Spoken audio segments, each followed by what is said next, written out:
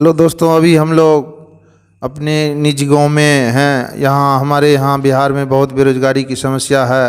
अभी हम लोग गांव के ही एक युवा समाज सेवी जिनका नाम मनोज यादव है, उनसे पूछना चाहेंगे कि बिहार में कितनी बेरोजगारी है और इतना पढ़ा लिखा इंसान, इतना पढ़ा लिखा लड़का है और वो सब पढ़ लिख के भी कुछ नहीं कर पा रहे हैं।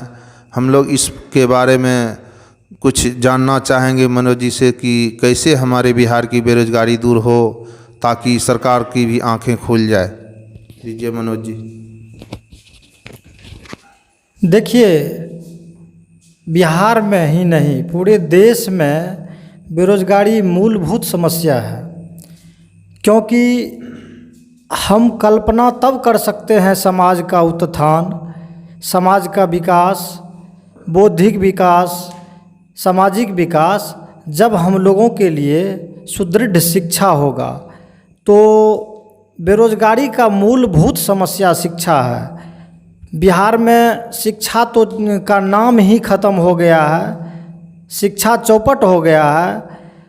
लगातार बिहार सरकार 15 वर्षों से बिहार में शासन चला रहे हैं, लेकिन जिस तरह से पूर्व में शिक्षा था और अभी तकनीकी युग है, अभी के समय में तकनीकी शिक्षा पर ज़्यादा जोर देना चाहिए, लेकिन सरकार इस पर ध्यान नहीं देकर कुर्सी खेला कर रहे हैं। तो हम लोग कल्पना ही नहीं कर सकते हैं बिहार के विकास का। बेरोजगारी इतनी बड़ी भयंकर समस्या है, इस समस्या से हम लोग जूझ नहीं पा रहे हैं। अभी अगर देखा जाए तो प्रत्येक वर्ष 15 लाख 16 लाख छात्र मैट्रिक इंटर पास करते हैं और नौकरी की जहाँ तक बात है, प्रत्येक साल 5 से 10 हज़ार भी नौकरी नहीं हो पाती है। खास करके बिहार में कोई उद्योग धंधा नहीं है, कोई बाहरी कंपनी नहीं है जो यहाँ लोग कंपनी में भी जाकर अपना रोज़गार ढूंढ ले। इसलिए हम लोग पूर्ण रूप से कलयुक्त विचार से जी रहे हैं। हम लोग बिहार के तमाम बेरोजगार लोग, तमाम बिहार के साथी विचलित हो रहे हैं। ऐसे भयंकर समस्या बिहार जैसे पिछड़ा राज्य में, बिहार जैसे निर्धन गरीब राज्य में, क्योंकि यहाँ पर हर साल बाढ़ की समस्या, हर साल सूखाग्रस्त की समस्या को जूझते हुए बिहार के बेरोजगार काफ़ी परेशान है।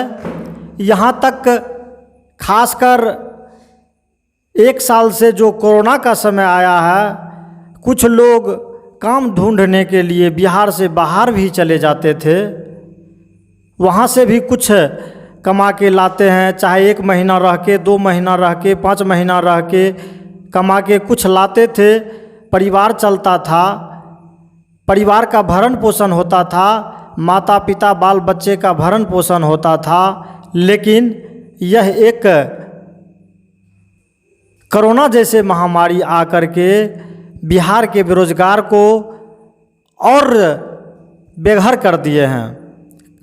इसलिए यहाँ हम लोग तमाम बिहार के बेरोजगार विचलित हैं और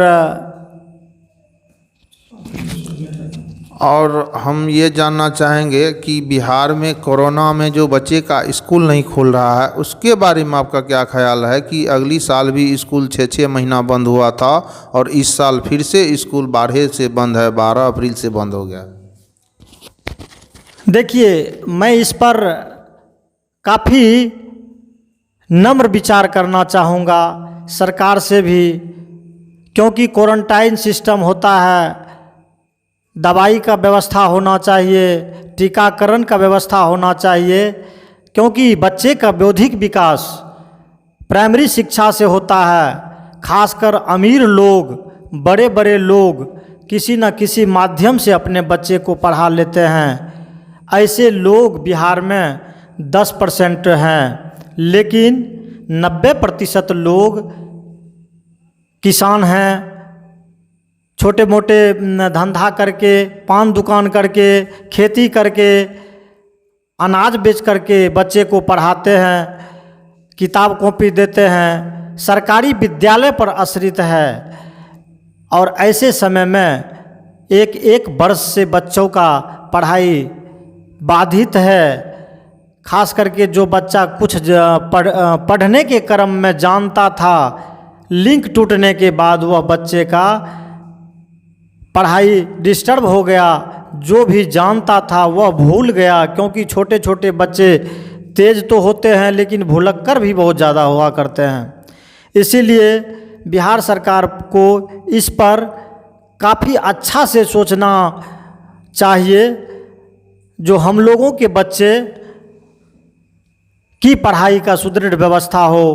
क्योंकि आजकल ऑनलाइन भी पढ़ाई हो सकता है, क्योंकि तकनीकी का युग है, डिजिटल युग है। सरकार अगर चाहे तो जितना पैसा बेफालतू का बहाते हैं, प्रचार प्रसार में बहाते हैं, जितना पैसा बेफिजूल का खर्च करते हैं, वह पैसा अगर बच्चे के ऑनलाइन पढ़ाई की व्यवस्था पर लगा दे तो हम लोग के बच्चे, खासकर पूरे बिहार के बच्चे, काफ़ी अच्छा से पढ़ाई का व्यवस्था हो जाएगा और वह लोग किसी न किसी माध्यम से पढ़ेंगे, आगे बढ़ेंगे। हमारे यहाँ इतना गरीबी है कि ऑनलाइन पढ़ाई कैसे करेंगे। जिनके पास मोबाइल है ही नहीं वह ऑनलाइन पढ़ाई कैसे करेंगे। उसके लिए सरकार को क्या किया जाना चाहिए। मैंने पहले भी कह चुका था कि बेफिजूल का पैसा बहुत खर्च करते हैं सरकार अनाप शनाप का पैसा बहुत खर्च करते हैं। अगर अभी बिहार सरकार को सहरसा आना हो तो पूरे बेगूसराय से सहरसा सील हो जाता है, करोड़ों करोड़ खर्च होता है। कोई काम करवाना होता है तो बहुत पैसा खर्च करवाते हैं। लेकिन अगर बच्चे की व्यवस्था के लिए पूरे एक प्राइमरी विद्यालय में एक बढ़िया व्यवस्था करवा दे और वहाँ मोबाइल या लैपटॉप मुहैया करवा दे हर विद्यालय में, तो इस माध्यम से बच्चे पढ़ सकते हैं।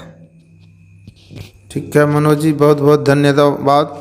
आपने बेरोजगारी पर एक अच्छा विचार दिया। धन्यवाद।